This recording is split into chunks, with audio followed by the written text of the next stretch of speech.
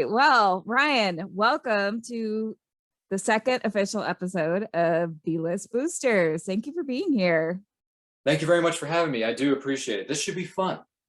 Yes, it will be. I love giving love to heroes that really need it. And we're going to talk about a hero that does need it. But first, I want to hear about you. So where are you from? And how did you get into superheroes and comics? Well, I am from a lovely state that's one of the smaller states here in the US of A. It's called the Land of Mary, aka Maryland. Maryland, excuse me. In Towson, Maryland is where I'm from. It's where I grew up. And how I was introduced to, superheroes? I was introduced to superheroes very early on in my life. I grew up watching a certain indie film called Tim Burton's Batman from 1989, and I would never stop watching it. And I can quote it to you word for word, but we don't have that kind of time, so I'll spare you that kind of pain.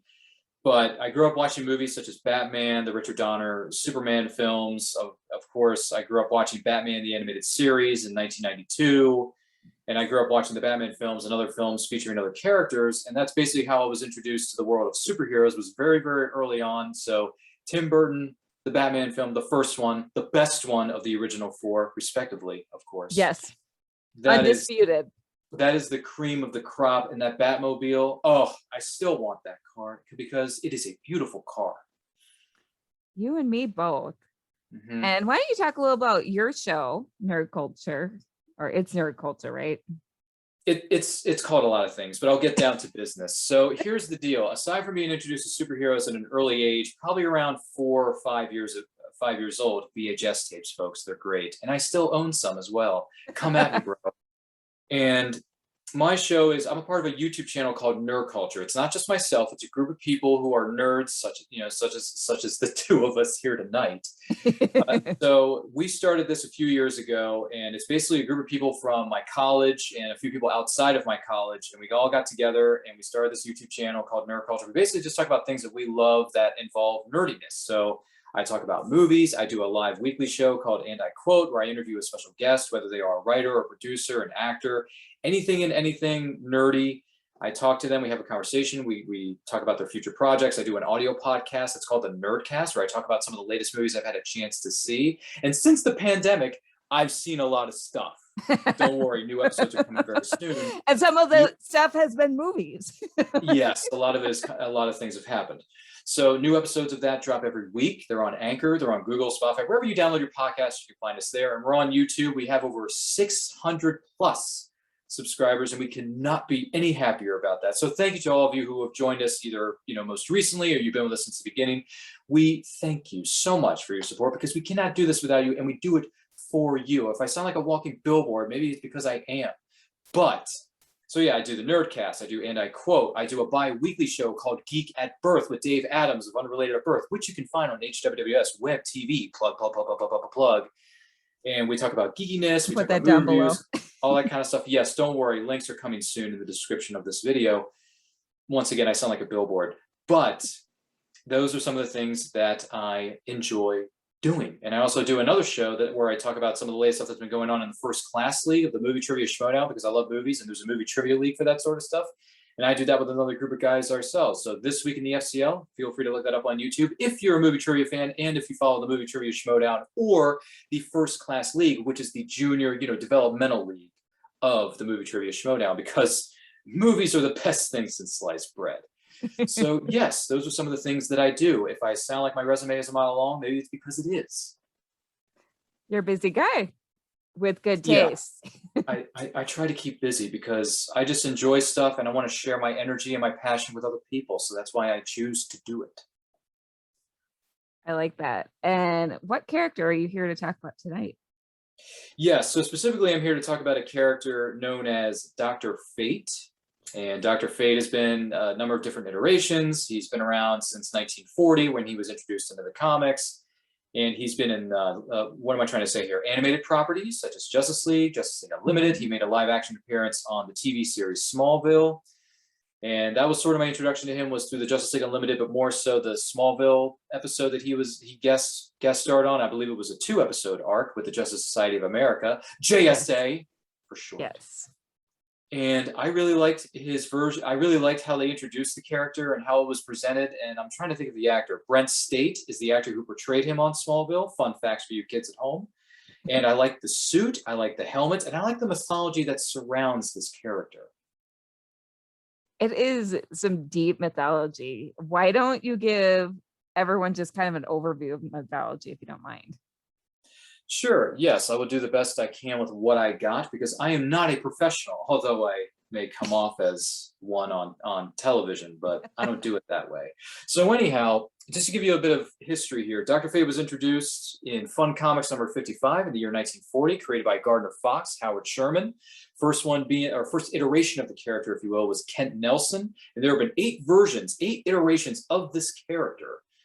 Overall, in the animated series, he was voiced by Oded Fair on the Justice League / Justice League Unlimited animated series. So that was really cool. So basically, his powers, it's a bit of Egyptian mythology. I'm trying to think here. So let's see. He has a helmet that gives him the ability to tell the destiny of every single person in the universe, as well as parallel universes. So if you know the future of the person sitting next to you, boy, does that sound creepy. But at the same time, that's a lot of power.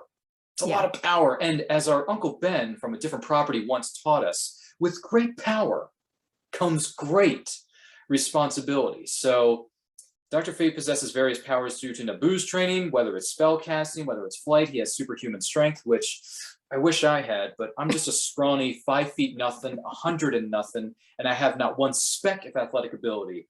That may have been from a movie known as Rudy. So he has invulnerability, he has telekinesis, telepathy, pyrokinesis, light manipulation, teleportation. The list goes on and on and on and on and on. But however, Dr. Fate is unable to counteract spells that have already been cast and are actually in effect. But he is able to cancel elemental spells, whether they're cast by weaker magicians, and he is also weak to gas masks and a lack of oxygen, and can also be overpowered and knocked unconscious. So those are some of the things that Dr. Fate has, as well as some of his weaknesses, because unfortunately, like my boy Super Loop, Superman has a kryptonite, Dr. Fate also has a kryptonite. So there you go. Those are some of the little fun facts about the character known as Dr. Fate. What say you? He's a really interesting character, and I would say his ability is more of a curse. Like his ability, especially knowing the destiny of everyone on the planet. Like, yeah, it's super useful, but how lonely is that? Like, I don't know. Yeah. I feel like a lot of the versions of Dr. Fate come across as lonely to me. Well, his magic does manifest in the shape of Egyptian hieroglyphs, such as the Ankh, which I believe, I hope I'm pronouncing that word right. If I'm butchering it, I apologize to our I think you viewers from overseas. I mean, Fate's powers have been described as the true conversion of energy, what am I trying to say? Into matter and matter into energy. So that's another way to describe his powers. But yeah, so I guess it's true. I guess Dr. Fate can never really get married because he's going to know the fate of that person. It's basically saying, oh, I want to date this person, but I know their destiny. They're probably going to end up dead in a car crash somewhere in a couple of years. Yeah. It's like, dang, man, I guess you can't really date anybody. I mean, unless you're in the Justice League Unlimited series. I think he may or may not have had a love interest. I'm not sure. I think he's married, or at least has a lady. Oh, yeah, that's right. Yeah. Yeah, he was married in the series. I'm trying to think of what his wife's name was. I can't think of it. If anyone knows about this, let us know in the comment section of this very video that you are currently watching. And hopefully you're being entertained by. But yeah. So yeah, I like Dr. Fate. I like the blue suit. I like the gold helmet. I like the look of the character too. It's very regal, very, very heroic. But at the same time, you see this guy coming. You don't want to bump into this guy in a dark alley because he has those eyes, and the helmet just. You do not want to mess with Dr. Fate. Like, no, you don't. It's almost like you don't want to walk. It's almost like you don't want to walk into that character from that movie that came out like 100 years ago called Gladiator when he was Maximus Decimus Meridius. Yes. You just don't want to walk into Russell Crowe, as Dr. Fate, which if that ever happens in real life, that would be something. Ooh, there's some fan casting. I mean, he did play Jor-El in my favorite comic book movie of all time. Fun fact, Man of Steel is my favorite comic book movie. I don't care what the haters say. I know it's the most divisive, if not one of the most divisive movies ever made in the history of cinema, but I really enjoyed Man of of Steel, and I don't care who knows it. I think BVS is the most divisive. That well depends on which version, though. Are you talking about the theatrical cut, or are you talking about the director's cut? True. I There's two think the different cuts. theatrical Remember? cut of BVS is the most divisive superhero movie, at least. Yeah, that's why I like the director's cut better. The director's cut is better. It fills in a lot of the gaps. Although I will say the casting of Jesse, I can't act my way out of a paper bag Eisenberg as Lex Luthor is No. one of the absolute worst casting decisions in the history of Hollywood. And Jesse, Why? don't give me the whole, well, I got Oscar buzz when I was in The Social Network. That's because you were playing a jerk. How hard is it to play a jerk on screen? Not that hard, buddy. Sorry, I don't mean to go on an evil rant about Jesse. I can't act my way out of a paper bag Eisenberg. But when it comes to BVS and characters that I really love and appreciate, you got to cast the right people to play Lex Luthor. And unfortunately, Jesse just doesn't fit the bill. If you wanted to cast somebody in 2016, you should have cast Billy Zane. Right? Please. It's been so much better. Billy, what's that? Would have been so much better. I know Billy Zane. I mean, if he can play the Phantom, a pulp character from the from the 30s and the 90s film, he can definitely do it in 2016's BVS. But like I said, it's a discussion for another video that may appear on this channel. Or maybe not, I don't know. It's up to Kelly. But still, I digress. It is a digression, but definitely. And I guess I'm thinking of Dr. Fate as lonely because the most recent incarnation of Dr. Fate that I've seen was the Justice Society movie. And that version was tragic. Did you watch that? The animated Justice Society in World War II movie? Oh, that one. I'm sorry, but Spoilers. unfortunately, I have not seen it.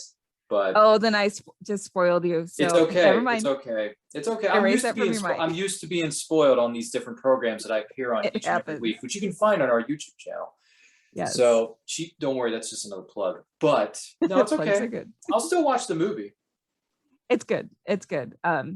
That was also a divisive movie. Like people couldn't agree, Oh, which was I it? understand. It's not necessarily the Justice Society as people may have read it in the comics, and I'll leave it at that. But I liked it.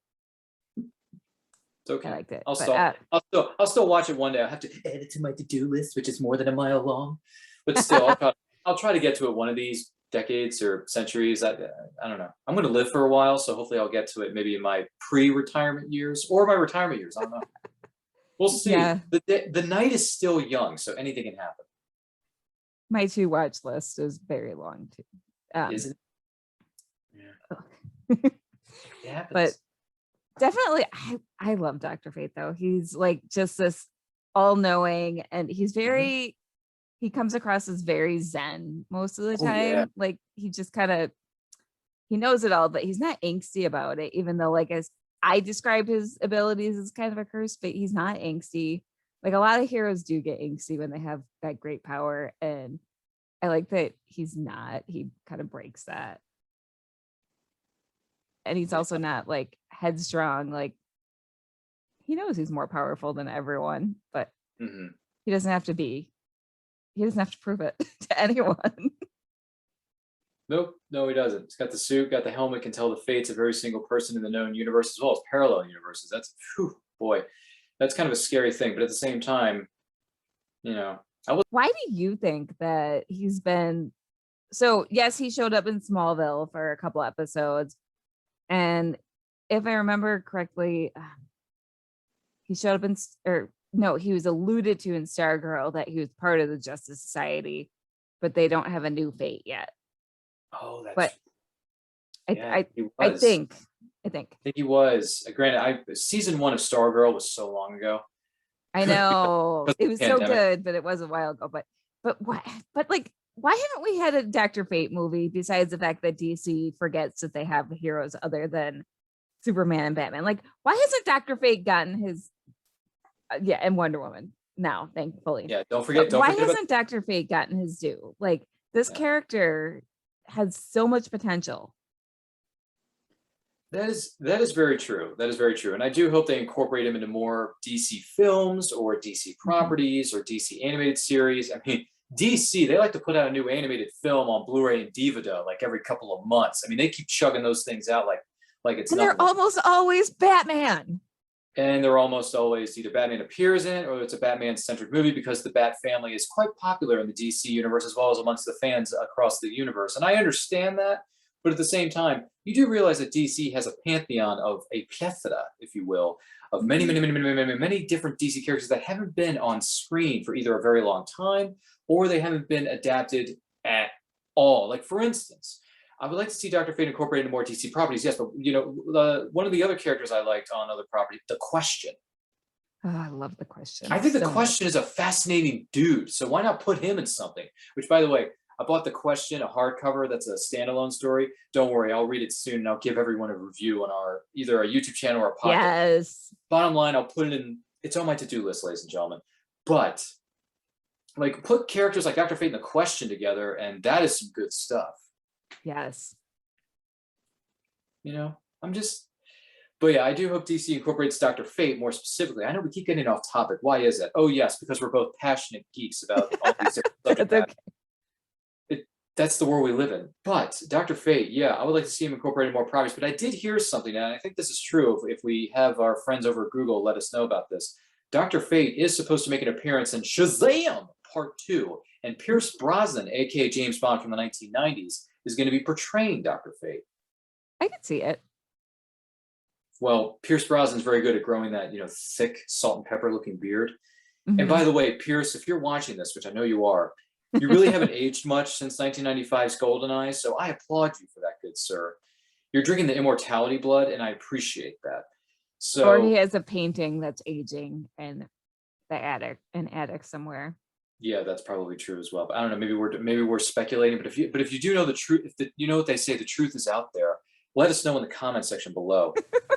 But yeah, Yes. Pierce Brosnan's going to be showing up as Dr. Fate in Shazam too. So at least we got that going for us. But at the same time, let's have him show up on other properties, not just a cameo appearance or a supporting character appearance. I believe is what he may be portraying in Shazam 2. I haven't seen the first Shazam, so I'm way behind on certain DC films. But Shazam doesn't really catch my eye because, I mean, I know it doesn't have a whole. It probably not is 100% comedy, but I'm not a big fan of having comedy in superhero movies. Like, I'm fine with a certain dose of it, but I don't want too much of it because I feel like the levity outweighs the drama. You know what? You know when you put something on a recipe and you need salt and pepper? Salt is the humor, pepper is the drama. If I don't get a good mixture of both, I'm walking out of the theater. If I get more drama, if I get more pepper than salt, I'm gonna like you a lot. But if I get too much salt, I'm not gonna watch it. I'm sorry. That's why I can't watch movies. Yeah, It washes the taste out of my mouth. That's why I can't watch movies like Guardians of the Galaxy Volumes 1. I've seen Guardians of the Galaxy Volume 1, but I haven't seen Volume 2 because I just don't like comedy in my superhero films that much. I really don't. I like a little bit of salt, but if you have too much salt, you're gonna ruin my recipe. That's fair. Sorry, but that's just how I feel. That's why I'm not always the biggest fan of the MCU because I feel like they try to insert too many jokes into their films. Yes. At the expense of dramatic tension. That I have noticed that. Like, I like humor, but it needs to feel natural. And then, I have to say, I'm surprised that Dr. Fate would be appearing in Shazam 2 and not Black Adam, because Black Adam's featuring the Justice Society. Yeah. So I wonder. I may have gotten my signals crossed. I think he's supposed to be in Black Adam, not Shazam 2. What am I thinking? I may be wrong. I may be crossing the streams. I apologize.